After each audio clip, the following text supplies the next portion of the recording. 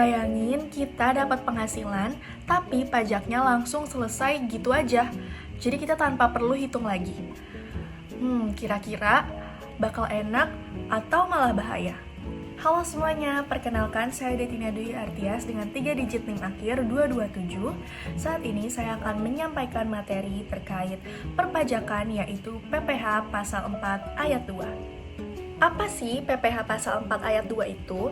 PPh pasal 4 ayat 2 adalah pajak atas penghasilan tertentu yang bersifat final. Artinya, pajak yang sudah dipotong atau dibayar tersebut tidak dapat dikreditkan lagi dalam perhitungan pajak tahunan.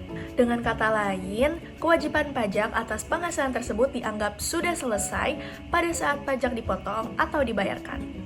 Hal ini berbeda dengan PPh pasal 21 atau PPh pasal 23 di mana pajak yang dipotong masih dapat dikreditkan dalam SPT tahunan dan diperhitungkan kembali dengan total penghasilan. Tujuan dari PPh pasal 4 ayat 2 ini apa sih? Yang pertama yaitu menyederhanakan administrasi perpajakan, yang kedua memberikan kepastian hukum, dan yang terakhir memudahkan wajib pajak dalam menghitung pajaknya.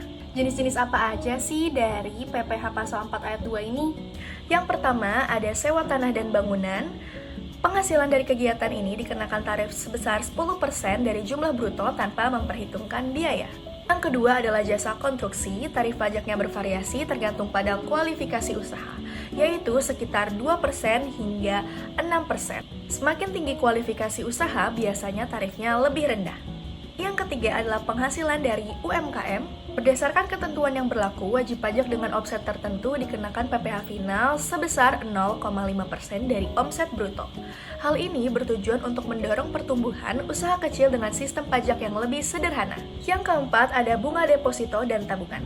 Atas penghasilan ini dikenakan PPh sebesar 20% yang langsung dipotong oleh pihak bank sebagai pemotong pajak. Nah, bagaimana sih caranya perhitungan PPh pasal 4 ayat 2, yaitu dengan tarif dikali jumlah bruto penghasilan.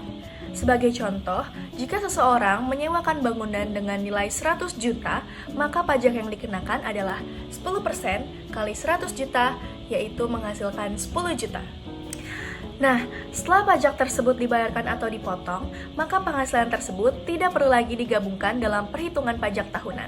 Sebagai penutup, dapat disimpulkan bahwa PPh pasal 4 ayat 2 memiliki beberapa karakteristik utama, yaitu yang pertama, tarif bersifat khusus tergantung jenis penghasilan, yang kedua, dikenakan atas penghasilan bruto, dan yang terakhir bersifat final dan tidak dapat dikreditkan. Quotes yang selalu saya ingat adalah "Time will heal and it will pass", yang dimana waktu akan menyembuhkan dan semuanya akan berlalu. Sekian pemaparan materi dari saya.